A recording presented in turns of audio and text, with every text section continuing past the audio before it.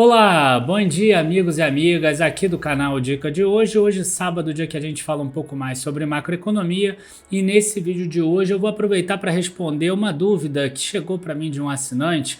Eu não vou lembrar exatamente a dúvida, mas ele falou assim: Daniel, vi que algumas bolsas no mundo demoram 30, 40 anos para recuperar os valores antigos e às vezes nem recuperam. Então eu não tenho esse tempo todo para esperar. E se a bolsa hoje estiver num patamar que daqui a 30 anos ele estiver num valor menor? Como é que eu faço? Eu vou perder todo esse tempo da minha vida? Eu vou perder toda a poupança que eu fiz? É uma dúvida que ficou na minha cabeça e eu vou mostrar para vocês como é que você deve fazer esse cálculo, tá? Por que que aquela pessoa que faz aportes constantes, ela não precisa ter esse medo? Então é sobre isso que a gente vai falar nesse vídeo de hoje, e a gente vai pegar exemplos internacionais como Japão, China, o próprio Brasil em dólar, que também não se recuperaram de algumas, entre aspas, bolhas do passado. Vamos explicar por que elas acontecem e como você deve se comportar. Então logo depois da vinheta a gente já começa. Curtam o vídeo, se inscrevam no canal, comentem também, postem no WhatsApp, Telegram, Instagram, que é muito importante pra gente, e a gente já começa.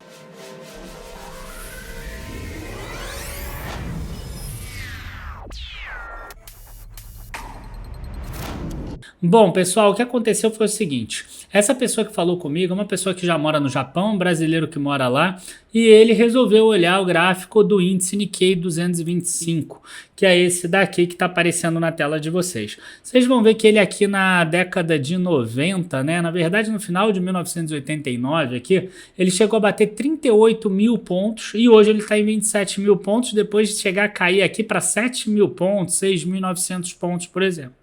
Então ele ficou com medo de, por exemplo, eu invisto, por exemplo, na bolsa, como é que eu vou saber que esse 27 mil pontos daqui a 30 anos não vai estar um valor menor?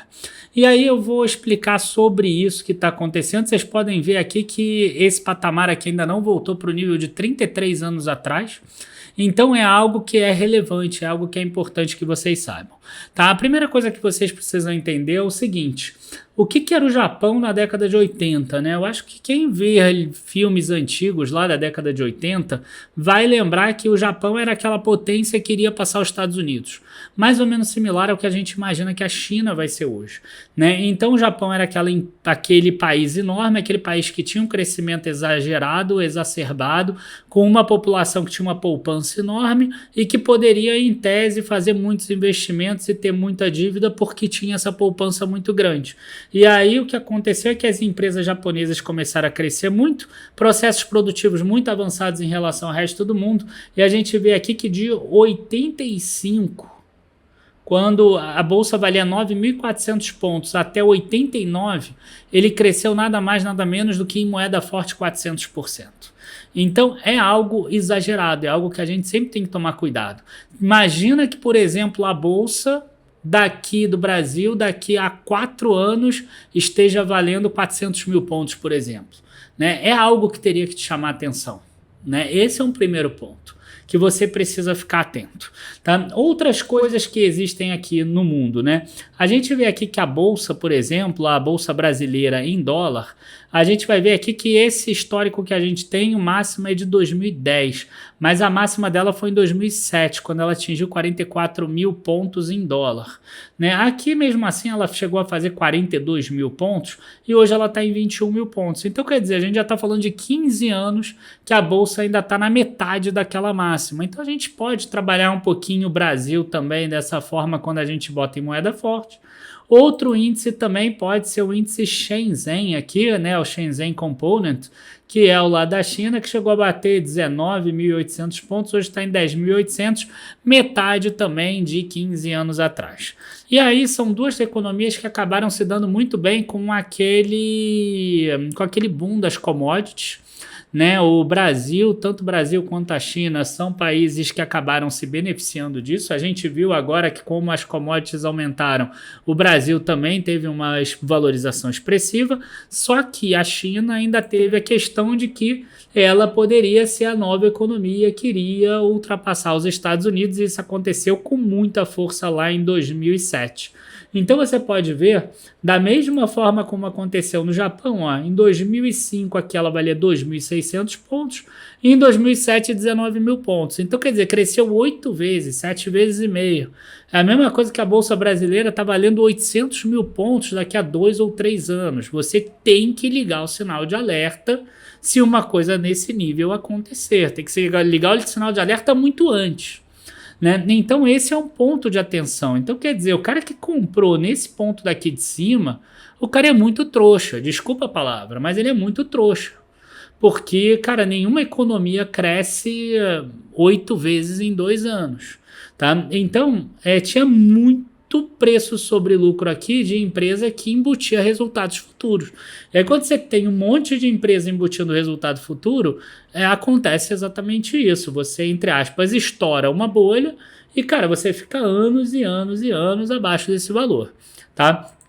Aconteceu algo similar na Nasdaq, lá nos Estados Unidos, quando teve a quebra das bolhas da bolha.com, voltou 14 anos depois.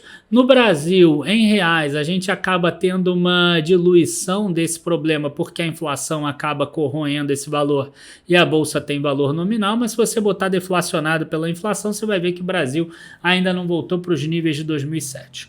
Agora, como é que você tem que trabalhar isso? Né? Você tem que trabalhar da seguinte forma, você precisa entender que você precisa fazer vários aportes, tá? Você não vai fazer um aporte nesse ponto daqui, você vai pegar o dinheiro da tua vida e vai aportar nesse valor e depois esquece, né? Daqui a 20 anos eu volto lá e vejo e aí meu dinheiro vai ter se multiplicado como se fosse uma árvore de dinheiro, por exemplo, né? Uma árvore de ouro, não é assim.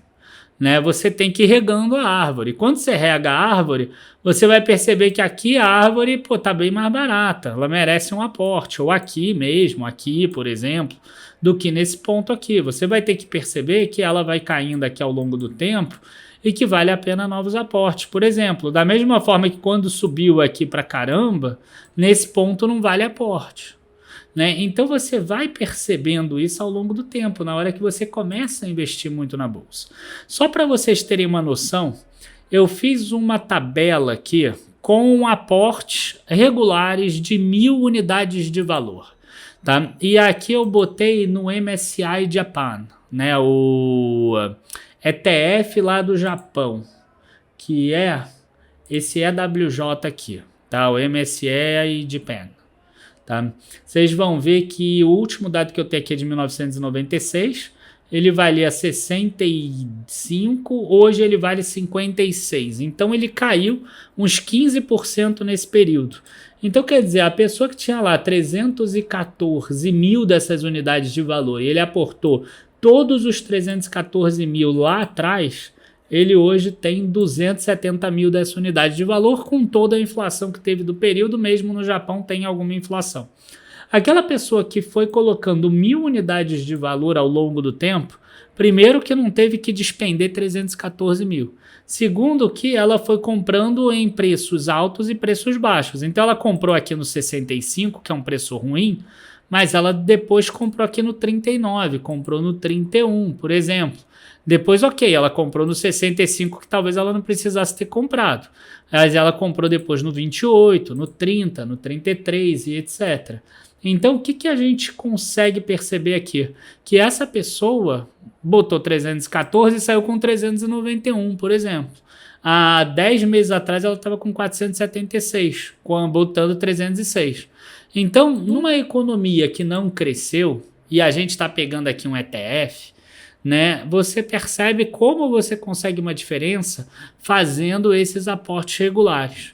Então, quer dizer, o que você não pode, o que as pessoas erram, é pensar unicamente em rentabilidade. Né? O que elas pensam assim? Elas olham esse gráfico e falam assim, cara, se eu tivesse colocado dinheiro aqui e agora, 20 anos depois, 25 anos depois, eu estaria perdendo dinheiro. Isso não é verdade. Porque você, se fizer os aportes direitinho, você vai aportar muito mais quantidade nesse patamar, assim, vamos botar de um jeito melhor? Você vai aportar muito mais dinheiro nesse patamar aqui, ó, e menos dinheiro nesse patamar aqui de cima.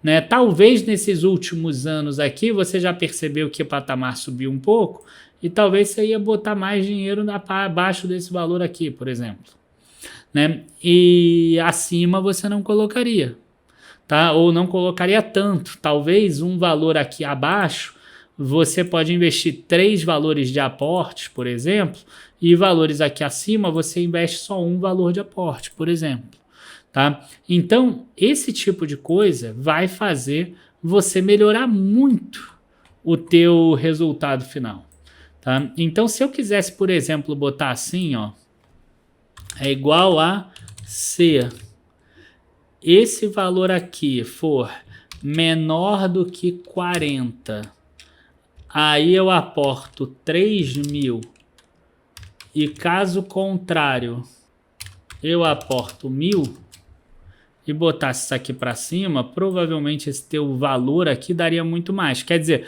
sempre que baixar de 40 eu aporto 3.000, ó, de 480 para 661. Né? Se a gente pegar aqui e botar esse patamar aqui de valor, ó, você tem um resultado que é 38% acima. Não confunda isso com rentabilidade, porque não é rentabilidade porque você não colocou os 480 mil no início. Tá? É diferente, a rentabilidade provavelmente vai ser o dobro disso ou até mais. Tá? Mas esse aqui seria o valor. Agora, voltando aqui, ó, né, se tudo fosse 1.000 aqui, ó,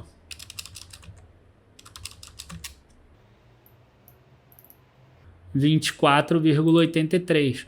Então faz diferença você saber o momento certo de aportar, faz diferença você ver quanto vale a pena botar de dinheiro, faz diferença você perceber quando é o momento de uma boa oportunidade para você aportar um pouco mais. E você vê aqui que a gente está fazendo contas bastante simples. Quer dizer, baixou de 40, aí tu aporta um pouco mais. Acabar acima de 40, você não aporta um pouco mais. Nesse caso do ETF do EWJ lá do Japão, né, que foi o que o cara perguntou para mim. Então, cuidado quando você trabalha com rentabilidade e quando você olha gráficos, porque o gráfico ele engana muito. Você pode ver que a gente lá no Dica de hoje, a gente evita muito falar de rentabilidade, porque a rentabilidade atrapalha muito, muito, muito o investidor iniciante. Porque eu, por exemplo, eu consigo fazer você perder dinheiro e ter rentabilidade positiva. Eu já fiz vídeo aqui sobre isso. Tá? Vamos fazer o seguinte, imagina que você aportou R$ 1.000, tá? E aí subiu 100%, por exemplo, o teu investimento. Foi para R$ 2.000, mas você só ganhou 1.000. Aí você pega e investe R$ 10.000.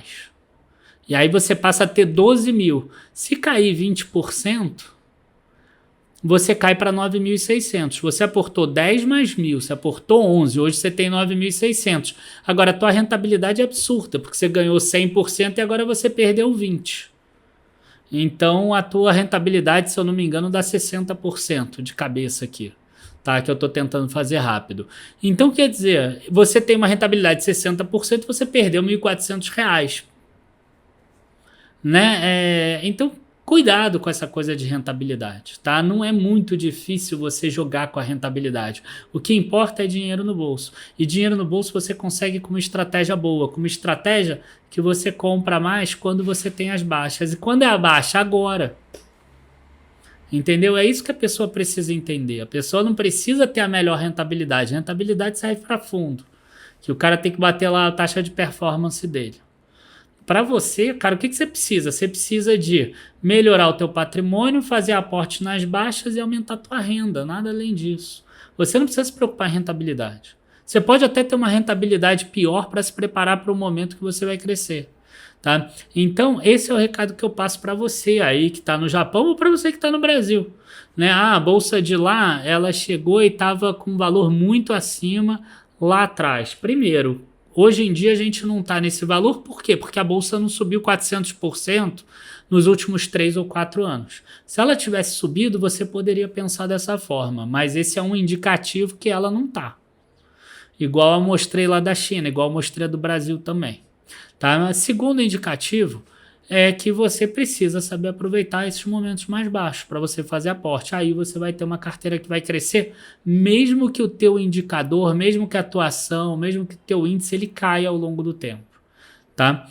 Então é isso, gente. Abraços a todos, bons investimentos, espero que vocês tenham gostado desse vídeo. Gostando, curtam, se inscrevam, compartilhem, comentem aqui embaixo também se vocês usam essa estratégia ou se vocês preferem fazer um aporte grande e esperar. Fazer um aporte grande e esperar dá muito certo quando a ação dispara, né? Aí é ótimo, porque aí você pegou muito dinheiro e botou só de uma vez. Agora, quando a ação cai, é um problema grande, porque aí você vira torcedor. Enfim, gente, abraços, bons investimentos e até a próxima. Tchau, tchau.